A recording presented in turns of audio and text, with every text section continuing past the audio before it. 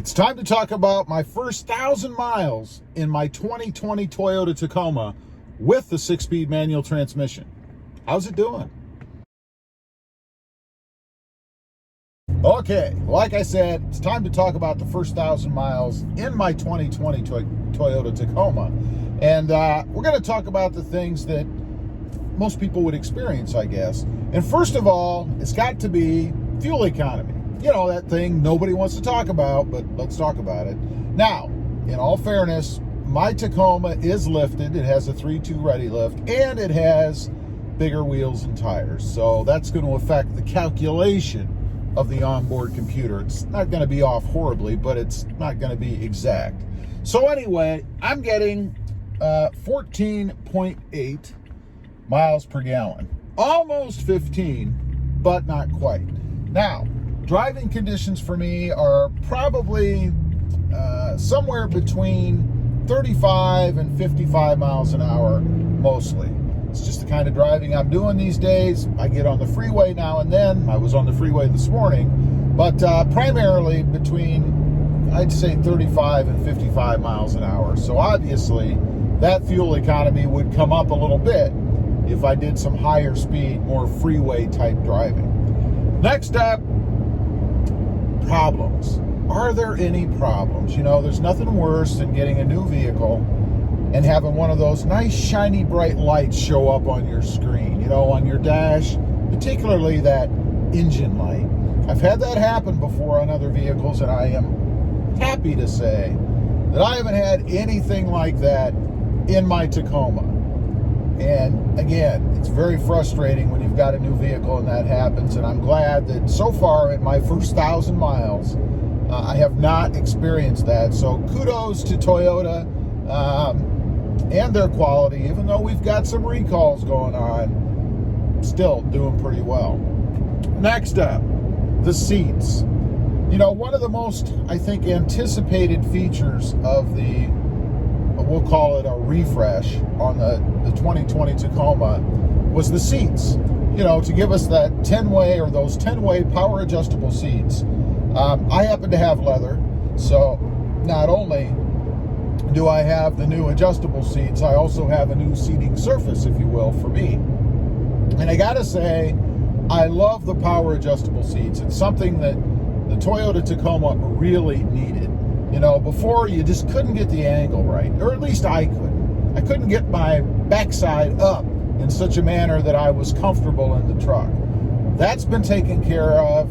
You know, there are so many different configurations of the seat, I guess, that it's not really an issue for me anymore. So I'm very happy with that. But what about the seats themselves? You know, I wouldn't say that the old cloth seats were really very comfortable. I mean, they weren't horrible, but they certainly weren't the most comfortable seats I've ever had. And by the way, if you want to know, the most comfortable seats I ever had, they were in a Jeep Cherokee High Altitude, it was called. That was the trim level. They were leather seats. Drove that truck to Colorado from Ohio and back. Most comfortable seats I've ever had in any vehicle. So, they could be a little bit better. They could be a little bit more padded. They kind of remind me a little bit of my Honda Civic. You know, I had a Honda Civic. It was just a sport. It was a cheapo edition, cloth seats. And they felt too flat. They felt too flat and too hard. It was almost like you were sitting on a board with a little bit of padding in it. That's kind of what these seats remind me of. Now, they're not as bad, really, as that, but they do remind me of that somehow. It's funny here in Texas, when you get behind a slower vehicle, they always pull over and let you go by. I'm not used to that. I always think something's wrong, or I don't trust that they're going to stay off the road. But this gas truck just did that. He actually pulled over and let me go by because he's slow. Anyway, not overly impressed with the seats as far as comfort goes. Love the electric adjustability. Kudos to Toyota for finally doing that. Next up, let's talk about paint. You know, there are a lot of complaints out there. I hear it all the time about the poor quality of the Toyota paint. You know, that it's soft, that it chips easy. Well, what am I experiencing? Well, you know, it's a great place to test that here in Texas because the roads, they suck. You know, I don't know if it's the heat, the blend of the asphalt that they use, or what it is, but stones are always getting thrown up here. You know, if you get on the freeway, it's a crapshoot, you know, and it's amazing to me how many cracked, broken windshields you see over here. You can't go in a parking lot, probably 80% of the windshields are cracked. It's terrible. So that is kind of a testament, I guess, as to how much gravel and stuff is actually thrown up from the roads. And I'm happy to say, I haven't gone over it with a magnifying glass, but I haven't noticed any chips or anything on the front end of my Tacoma. Now, that being said, I did have a chip, I'm guessing it was a chip, on the rear, on the top of the tailgate, on the driver's side, where the tailgate meets the body or the frame of the truck, I guess. There was a little chip right in the corner. I have video out about me fixing that. But I don't believe that was done by anything being thrown up from the road. I believe that was probably a defect from the factory. To be honest, I didn't notice it when I picked up the truck. I mean, it was such a minute little chip that you wouldn't notice it unless you really went over it with a fine-tooth comb. I mean, I did look over the truck, don't get me wrong, but I didn't notice this little chip. So anyway, that's the only flaw I've seen in the paint. Nothing else, no dents on the truck, no other weird issues or anything like that. So I'm pretty happy about that. Like I say, I did fix the one back there on the tailgate, so that's taken care of, and you never know it was there unless I pointed it out to you. So finally, let's talk about the biggest reason I got this truck, right? I mean, I didn't get another Tacoma just to get another Tacoma, right? And there really weren't enough changes or additions to it for me to justify trading in my 2018 for a 2020. That's the manual transmission. That's the biggest reason I got this truck, because in addition to the few changes there were with the refresh, it's a completely different truck for me with the manual transmission. It is a 4x4, by the way. My 2018 was not. So how is the manual transmission after 1,000 miles? You know, I had complained about it a bit. I wouldn't say complained about it. I had some observations, some things that I noticed, you know, about it being rough to shift and reverse being up over to the left, and just kind of little nuances like that about the transmission. Well, I'm happy to say, and maybe it's just because I've gotten more used to it, I don't know, but it is much better feeling. And there might be a bit of a break-in period too, you know, when you first get it, but it does feel much better now. The shifts seem to be smoother to me.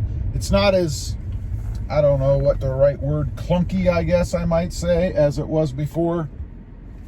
Just much better. It feels much better. It's easier to go through the gears. The only thing, there are really just still two issues. One, I still am not used to, I guess, or really like reverse being up and to the left. Just doesn't seem right to me. It should be over, you know, to the right and down. But that's a personal preference. That's not really an issue with the transmission. The one issue that I do have, and again, this still happens when I pull up to stoplights.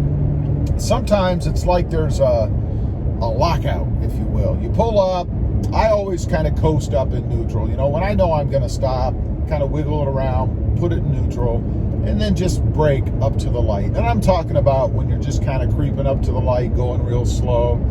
I'm not a big downshifter unless I'm driving and I know that I'm going to be able to continue on. I don't downshift through the gears when I pull up to the stoplight. It's just not something I've ever done, really. But my problem is that now I'm sitting at the stoplight and I go to shift into reverse. I'm sitting there in neutral, or not reverse, into first.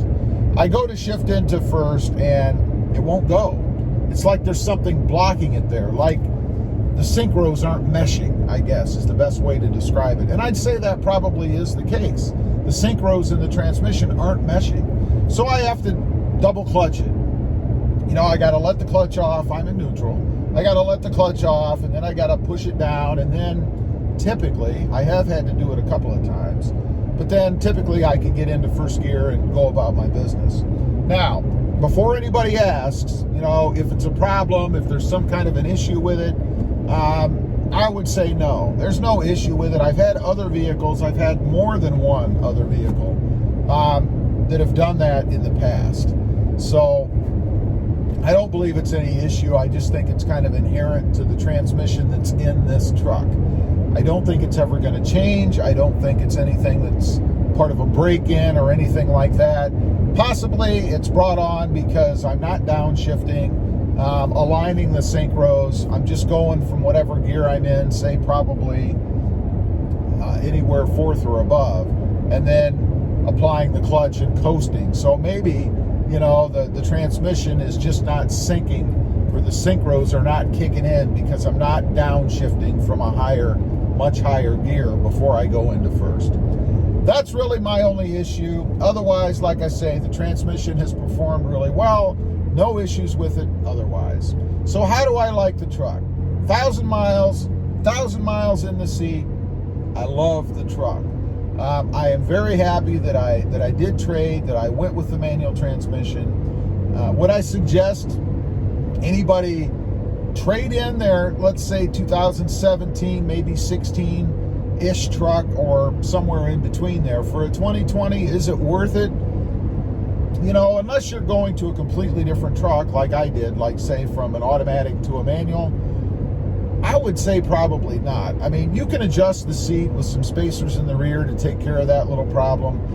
The tech in it, while nice, is not so overwhelmingly better that it would justify the hit you're going to take by trading in your late model vehicle for a 2020. So I would say just hang tight. You know, there's going to be a remodel coming out on the Tacoma. I hear somewhere around 2023, somewhere in that time frame. Or you can figure it this way: about 3 years after the Toyota Tundra is done. Now, when I say done, I mean when the engineers are done with it. So once they've got it designed and then it's turned over to marketing and testing and all that stuff, they start on the next Tacoma model. So that's probably what you're looking at. So if your truck's in good shape and you don't have any issues, I wouldn't take the financial hit. I would stay with what you've got and wait until the remodel comes out, probably in 2023. Anyway, that's my report. That's my 1,000 miles of seat time. Loving the truck. Leave a comment down below if you've recently gone from a late model Tacoma to a 2020. What do you think? How's it performing for you? If you had any issues, thanks for watching. And don't forget, if you're interested and you want to, check out my other channel. It is RobMotive, all about my 2020 Jeep Gladiator. And don't forget to click that notification bell so that you don't miss out on any upcoming videos. Thanks for watching. Stay safe out there. Bye.